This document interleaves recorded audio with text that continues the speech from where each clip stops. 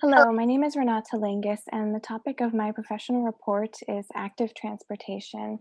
My client is the City of Long Beach, the Transportation Mobility Bureau, and my faculty advisor is Dr. Jae Hong Kim. My research question is, how do protected bicycle lanes impact bicycle ridership and safety? In my study, I will be answering the following questions. I want to assess the existing conditions of bicycle ridership and safety in Long Beach. I want to analyze changes over time and to identify traffic hazards and recommendations for improving traffic safety. First, I want to give a background on international traffic trends. The UN declared the decade of 2011 to 2020 as the decade of action for safety and roadway safety. As you may know, traffic fatalities are a growing worldwide challenge, and some relevant statistics are that, according to the World Health Organization, road traffic injuries are the leading cause of death among youth between the ages of 15 and 29 years of age, and half of these traffic fatalities affect persons who are outside of the vehicle, non-motorists. And on the right-hand side, you can see a graph showing trends of pedestrian and cyclist fatalities as a percentage of 1990 in the United States compared with 4 other Western nations. And as you can see, since 2010, I apologize, the numbers are quite small, but the graph shows an increase in pedestrian and cyclist fatalities in the United States compared with other countries. Now I want to focus on US traffic trends. Um, on the left is a graph showing the number of traffic fatalities among different modes of transportation between 1975 and 2017. And there's a red box showing the years between 2010 and 2017 where the frequency of fatalities has increased. On the right-hand side, there's a graph showing more in depth at the actual percent change of traffic fatalities per million trips, which is relevant because it isolates the rates according to the frequency of those modes of transportation and how they are used um, in the United States. And I want to note that although non-motorized trips account for only a small percentage of all trips in the United States, they account for a disproportionate share of all fatalities, as was noted by the researcher Di Gioia in 2017. Now I want to focus in on the study area of the city of Long Beach. I collected data from the Traffic Injury Mapping System, which is a UC Berkeley database providing statewide um, active transportation traffic data coming from police data reports. And I found that between 2009 and 2019, over the course of 10 years, there were about 5,000 collisions involving non-motorists, pedestrians, and bicyclists. And they accounted for about a quarter of all collisions in the city of Long Beach during that time, resulting in 133 fatalities. And I want to note that the 25% share of active transportation involved collisions is a high share relative to the United States. Over the past 20 years, it has not gotten to the point of 25% as it has in Long Beach. Now I want to go over a few key terms just to make sure that everyone is aware of active transportation terminology. So first I'll introduce active transportation, which is defined as human-powered transportation, and discuss the definition of safety in the active transportation world. Typically that is measured in terms of a rate of collisions per unit travel in terms of the number of trips or in terms of the distance traveled. And it also can be reflected in a reduction of severity of injuries per unit travel. Next, I wanted to go over a few different classes of bicycle facilities. You can see on the right-hand side there are images of 4 different classes. Class 1 being a multi-use path, which is solely dedicated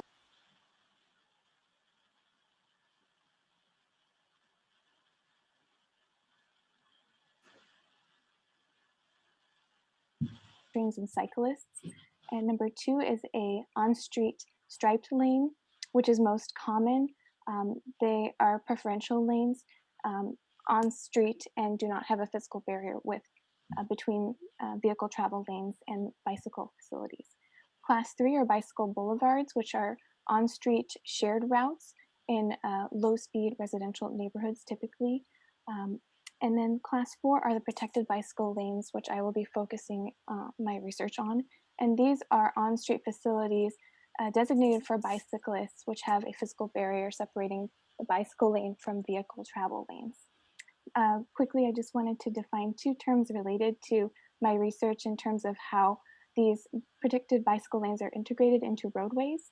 So a squeeze is the term for conventional approach of incorporating protected bicycle lanes involving a reduction in vehicle lane width to accommodate them.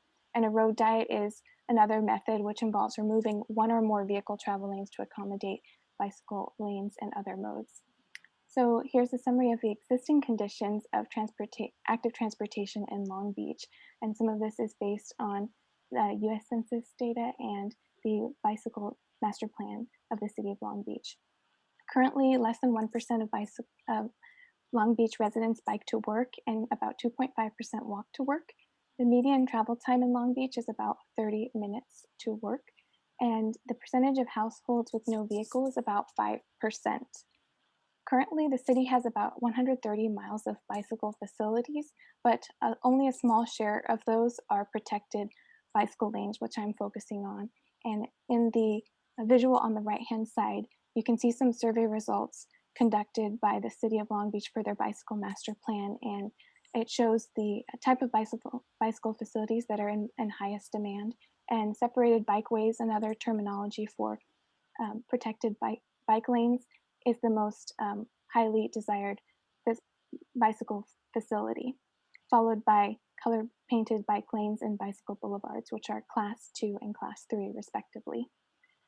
Now I wanted to just briefly summarize the traffic collisions involving non-motorists. In Long Beach, the most common collision with uh, bicyclists is a broadside collision, which often happens at intersections. And in terms of common traffic violations, when the motorist is at fault, the most common traffic violation is a right-hand turn. And when the bicyclist is at fault, the most common violation is biking on the wrong side of the road. So in my literature review, I broke it up into 3 different themes of study. I wanted to evaluate global trends in traffic fatalities and understand some of the different causes for the rates in traffic fatalities in the recent years among different countries based on many different factors, including land use and the built environment. Next, I wanted to understand the existing literature on evaluation of bicycle infrastructure. Although none of these studies focus specifically on protected bicycle lanes, all of the studies that I looked at found that an increased investment in bicycle infrastructure and expansion of it resulted in an increase in bicycle ridership.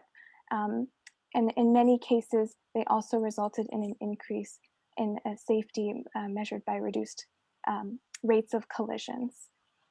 I also researched methodologies for before and after studies, which are particularly relevant for my corridor level study.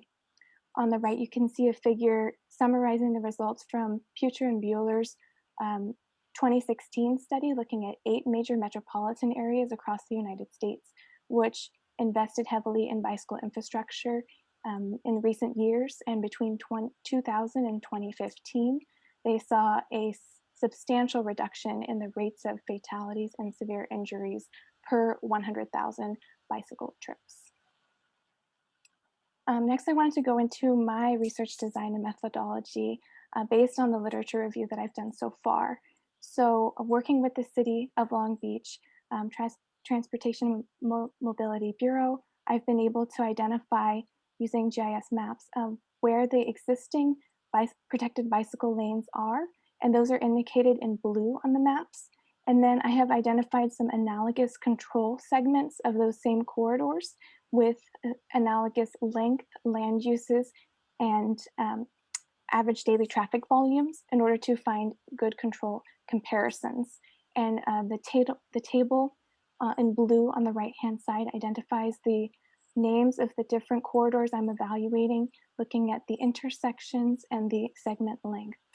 And my transportation data sources include corridor level collisions, pedestrian bicycle collisions from the TIMS database from UC Berkeley. I'm looking at pedestrian and bicycle counts collected by the City of Long Beach, and motor vehicle speeds to understand if that changed as a result of installation of protected bicycle lanes, also from the City of Long Beach. Hi, Renata. Sorry to interrupt you, but time is running out. So just maybe flip through the rest of your slides. That'd be great. Okay, thank you. So here are just some street level images showing the before and after imagery of the street before and after infrastructure was installed. The next is just an image of two other corridors I will be evaluating, looking at road diets and the introduction of protected bicycle lanes. My data and methods are summarized here, looking at corridor level data, aggregation of that data, including spatial analysis, and then finally using Poisson regression as a statistical and analytical method to estimate difference and differences. This is my timeline. I'll be completing the first half of the presentation this quarter, and then continuing with spatial and statistical analysis over the month of January, and finalizing my report in the month of February before my final presentation in March. That concludes my presentation. Thank you so much for your time, and I look forward to hearing your feedback and comments.